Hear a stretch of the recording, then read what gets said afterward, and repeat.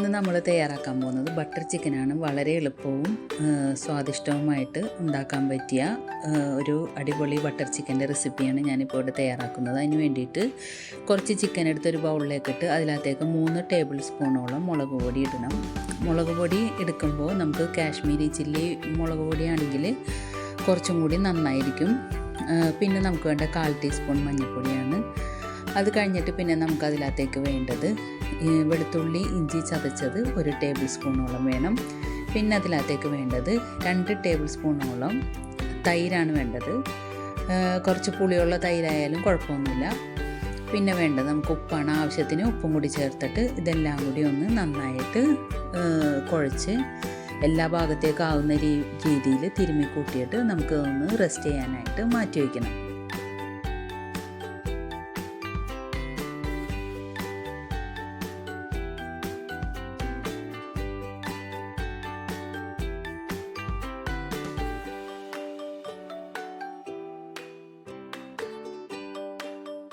അതിനുശേഷം നമുക്കൊരു pan gas സ്റ്റോപ്പിലേക്ക് വെച്ചിട്ട് അതിനകത്തേക്ക് 2 ടേബിൾ സ്പൂണോളം ബട്ടർ ചേർക്കണം.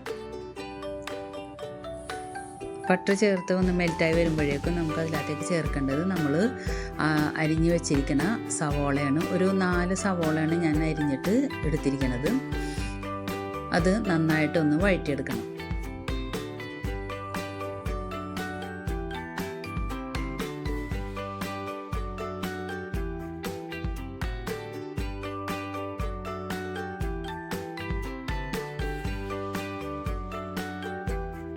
അതിനുശേഷം അതിനകത്തേക്ക് ഇടേണ്ടത് 2 തക്കാളിയാണ്. 2 നല്ല വലിപ്പമുള്ള തക്കാളി ചെറുതായിട്ട് അരിഞ്ഞിട്ട് അതും കൂടി ചേർത്തിട്ട് വേണം വഴറ്റാനായിട്ട്.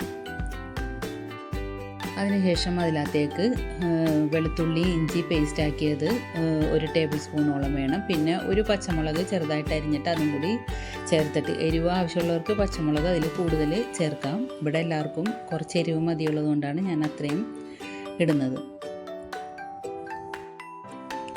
ഇതിനു മുമ്പ് ഞാൻ കുറച്ച് കശുവണ്ടി എടുത്തിട്ട് വെള്ളത്തിലിട്ട് വെച്ചിട്ടുണ്ടായിരുന്നു. അത് കുതിർന്ന് കഴിഞ്ഞിട്ട് അതും കൂടി നമുക്കൊന്ന് അരച്ചെടുക്കണം. എന്നിട്ട് ഇത് വഴറ്റിയത് നമുക്ക് ആറാനായിട്ട് മാറ്റി വയ്ക്കാം.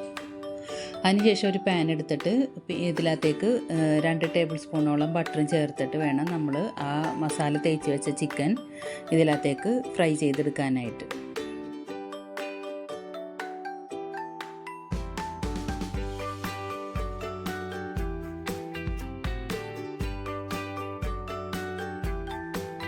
ഇതെല്ലാം ഫ്രൈ ചെയ്ത് മാറ്റിയതിന് ശേഷം നമുക്ക് അടുത്തത് ചെയ്യേണ്ടത് ഒരു പാൻ വീണ്ടും അടുപ്പിലേക്ക് വെച്ചിട്ട് നമ്മൾ നേരത്തെ ചൂടാറാനായിട്ട് വെച്ചിരുന്ന ആ മസാലക്കൂട്ടുകളെല്ലാം കൂടി, അതായത് തക്കാളിയും സവാളയും കൂടി വഴറ്റിയത് എല്ലാം കൂടി ഒന്ന് അരച്ചെടുത്തിട്ട് പാനിലേക്ക് ഒഴിച്ചു കൊടുക്കണം. എന്നിട്ട് ആ ജാറ് കഴുകിയിട്ട് ആ വെള്ളവും കൂടി ഇതിനകത്തേക്ക് ചേർക്കുക. നമ്മുടെ ചിക്കന് ആവശ്യമായിട്ടുള്ള വെള്ളവും പാകത്തിനാക്കിയിട്ട് വേണം നമുക്ക് ഒന്ന് തയ്യാറാക്കിയെടുക്കാനായിട്ട്. പിന്നെ നമ്മൾ അരച്ച് വെച്ചിരിക്കുന്ന കശുവണ്ടിയുടെ അരപ്പും കൂടി ഇതിനകത്തേക്കൊന്ന് ചേർക്കണം.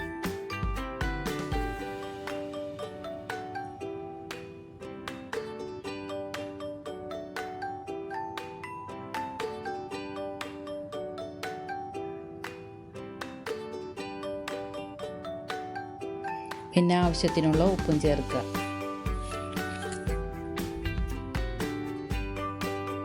എല്ലാം കൂടി ചേർത്തിട്ട് നന്നായിട്ടൊന്ന് ഇളക്കി കൊടുക്കുക.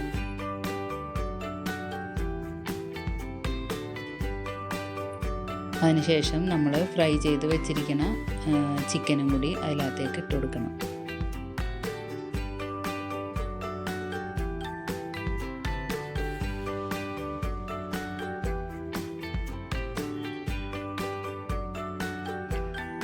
പിന്നെ വേണ്ടത് നമുക്ക് ഇതിനകത്തേക്ക് ഫ്രഷ് ക്രീമാണ്. അതും കുറച്ച് ഇതിനകത്തേക്ക് ഒഴിച്ചു കൊടുക്കുക. പിന്നെ വേണ്ടത് ടൊമാറ്റോ സോസാണ്. അതും ഒരു ടേബിൾ സ്പൂണോളം അത് ചേർത്ത് കൊടുക്കുക. എല്ലാം കൂടി ചേർത്ത് നന്നായിട്ട് ഇളക്കി മിക്സ് കൂടി ഒന്ന് യോജിച്ചതിന് ശേഷം നമുക്ക് അടുത്തത് ഫ്രൈ വെച്ചിരിക്കുന്ന ചിക്കനും കൂടി ഇതിനകത്തേക്ക് ഇട്ട് കൊടുക്കുക.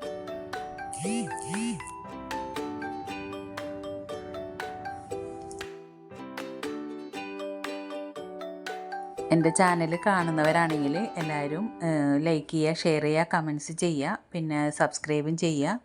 താഴെ കാണുന്ന ബെല്ലൈക്കണും കൂടി ഒന്ന് പ്രസ് ചെയ്തേക്കുക. എന്നാലാണ് ഞാനിടുന്ന ചാനലിൻ്റെ ഓരോ വീഡിയോസും പിന്നെ നിങ്ങൾക്ക് കാണാൻ പറ്റുള്ളൂ.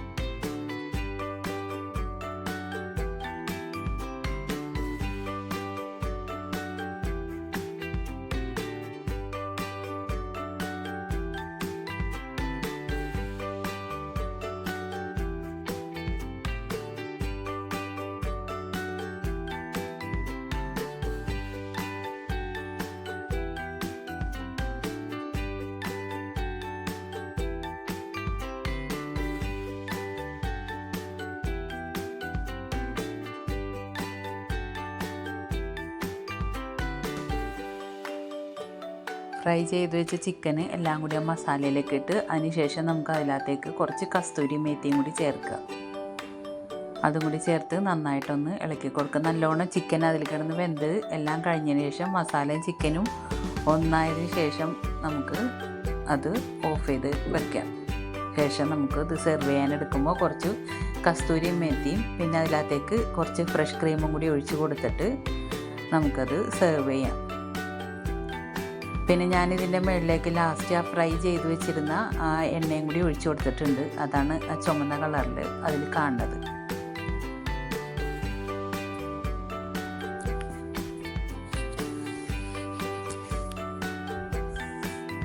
നല്ല ടേസ്റ്റാണ്. എല്ലാവരും തയ്യാറാക്കി നോക്കുക. കൂടാതെ സബ്സ്ക്രൈബും ചെയ്യുക.